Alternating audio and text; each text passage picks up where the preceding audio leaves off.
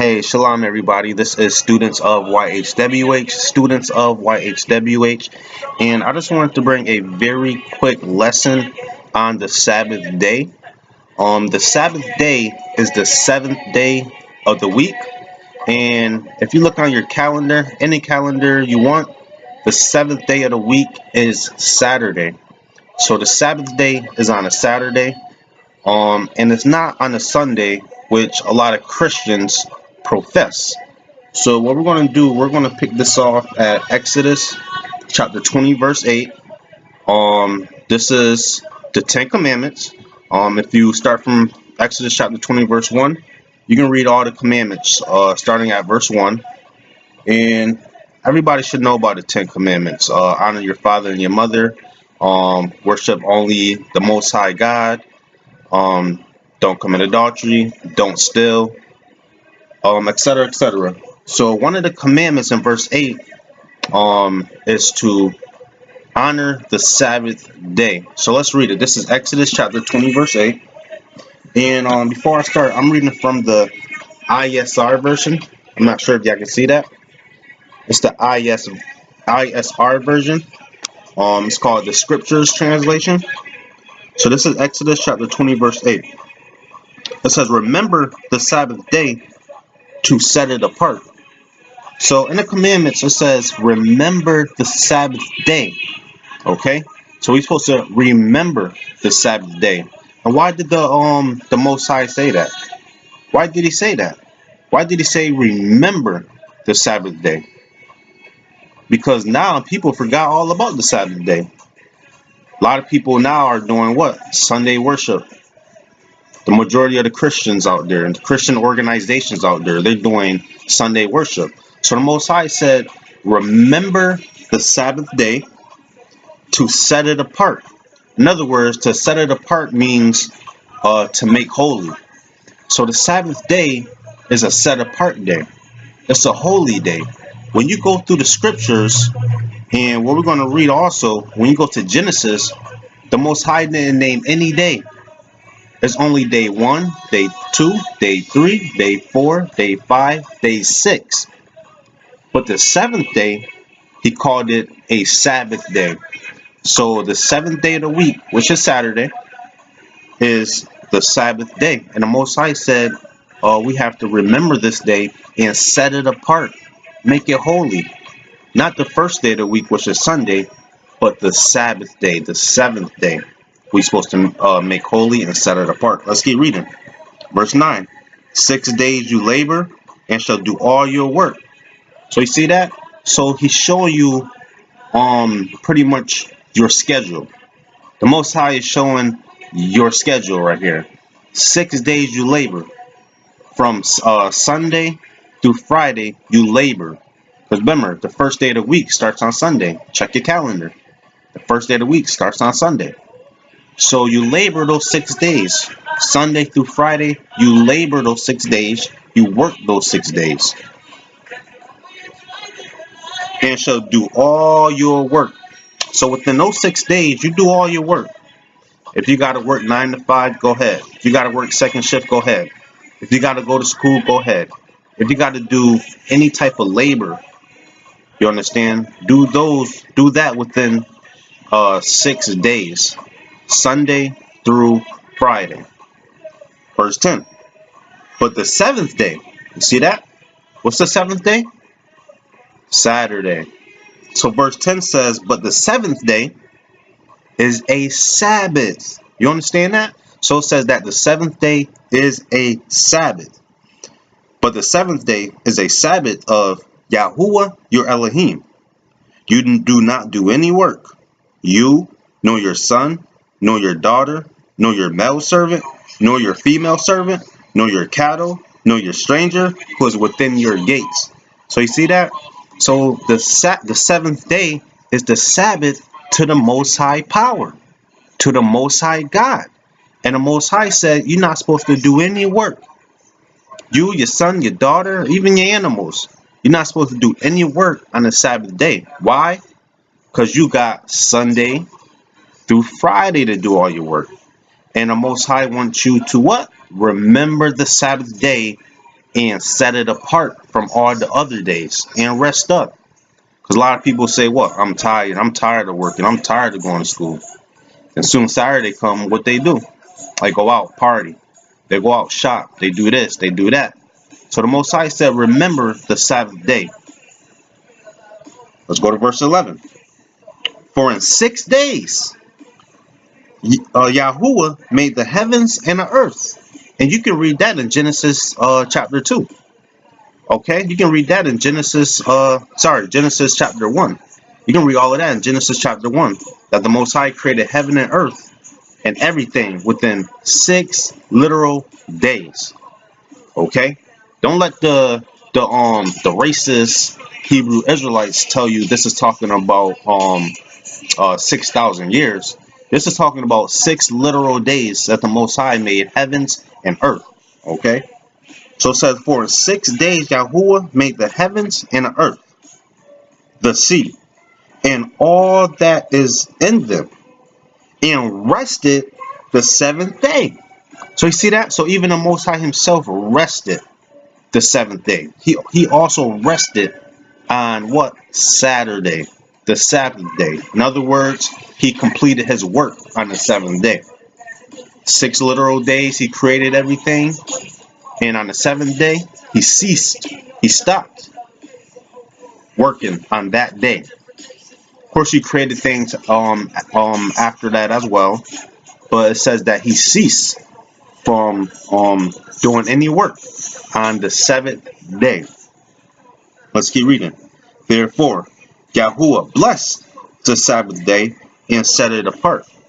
So you see that? So the Most High power, the Most High Yahuwah, he blessed the seventh day. He didn't bless the first day of the week. He didn't bless it as in to keep it holy and to set apart. He did that to Saturday. He did that to the 7th day of the week. Let's prove that. Let's go to Genesis chapter 2. Let's go to Genesis chapter 2. And on your own time, if you want to read Genesis chapter 1, pretty much the Most High created everything, like he said, within 6 literal days. Within 6 days. Now let's go to Genesis chapter 2, verse 1. This is when he finished creating heaven and earth. Genesis chapter 2, verse 1. Thus the heavens and the earth were completed, and all their array. So you see that? Remember, I'm reading from the ISR version. So the Most High Yahuwah said he completed all his work of heaven and earth and their array. So pretty much the Most High, he did everything within the 6 days. He created the heaven and the earth. He created the moon. He created the sun. He created the stars. He created the animals. He created Adam.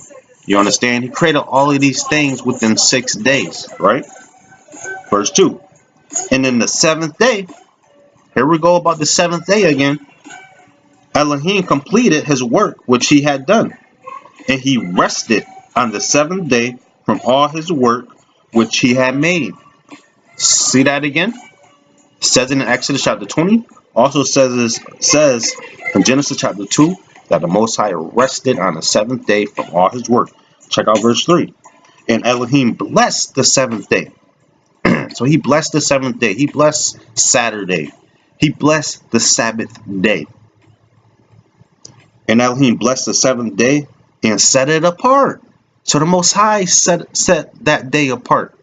That's why when you get to the commandments in Exodus chapter 20, he wants you to do the same. He also wants you to set it apart. He also wants you to cease from all your work that you've done all week. He wants you to rest. He wants you to rest on the Sabbath day. Let's keep reading. Because on it he rested from all his work, which Elohim in creating had made. Plain and simple. The 7th day, which is Saturday, is the Sabbath day. And the Most High rested on that day. And he told us also to rest or to cease from all our works. And don't do any work on that day. Don't do any labor on that day. Why? Because we got 6 days to do all our work. So now what I want to do, I just want to show all that Christ, the Messiah, Jesus Christ, Yahushua, himself also observed the Sabbath day. Let's prove it. Let's go to Luke, the book of Luke, chapter 4. Let's go to the book of Luke, chapter 4. Let's go to the book of Luke, chapter 4, and let's read verse 16. So this is Luke chapter 4, verse 16. And he came to Nazareth, where he had been brought up, and according to his practice, according to the Messiah's practice or his custom. Let's see what his practice is. If you practice something, you're doing something every day. You practicing it, okay? It's a continual thing. So it says, and according to his practice, he went into the congregation on the Sabbath day and stood up to read. So even the Messiah himself went into the congregation on the Sabbath day. Nowhere in the scriptures, nowhere in the New Testament does it say that Christ observed the first day of the week. Now you have some Christians and some organizations that will try to misinterpret Paul writings that says concerning the collections of the saints, they came on the first day of the week. People try to misinterpret Paul's writings, but you can never find Christ going to the congregation on the first day of the week. You can never find the disciples going into the congregation on the first day of the week to observe a Sabbath. They did other things on the first day of the week because the Most High told you to do work within 6 days. He told you to do work on Sunday through Friday. So you might find different things people doing on the first day of the week. That's fine. The Most High said that's fine. But as far as keeping something set apart, as far as making Saturday or the seventh day of the week your Sabbath, you cannot find that for Sunday. You cannot find it anywhere in the Bible. Okay? So you see that right there, that it was the Messiah, Yahushua. It was his practice to go into the congregation on the Sabbath day.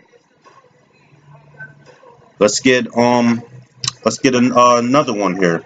Let's go to Matthew chapter 5. Pretty much, let's go to Matthew chapter 5, where the Messiah told us that he did not come to do away with the law. He did not come to do away with the law, with the Torah, which is found in the Old Testament, the first 5 books of Moses. And he didn't even come to do away with the prophets. He said that. So if he didn't come to do away with the Torah, with the law, that means that honoring the Sabbath day and setting that day apart is still intact today, not Sunday. Let's go to the book of Matthew chapter 5. We're going to read that verse 17. This is Christ speaking right here. The Messiah said, "Do not think that I came to destroy the Torah or the prophets. I did not come to destroy, but to complete." So you see that? He said, don't even think that I came to destroy the Torah or the prophets. I didn't come to destroy none of that. I came to complete. And what did he mean by complete? Well, let's keep reading. Let's go to verse 18. "For truly I say to you, till the heaven and the earth pass away, one yod or one tittle shall by no means pass from the Torah till all be done." So nothing in the Torah or the prophets is going to pass away until all be done. That's what he means by completes. There's certain prophecies in the Old Testament that when Christ came, he completed. Let me give you an example. It was prophesied that a Messiah will one day come. It was prophesied that a virgin shall conceive. It was prophesied that certain things was going to happen. It was prophesied, I believe, in the book of I want to say the book of Joel, that it says that your daughters and sons shall dream dreams, okay, and shall have visions. That was completed in the book of Acts chapter 2. Okay? So there's certain things in the Old Testament that has to be complete. And Christ completed some of those things. There's still a lot of stuff in the Old Testament that has not been complete.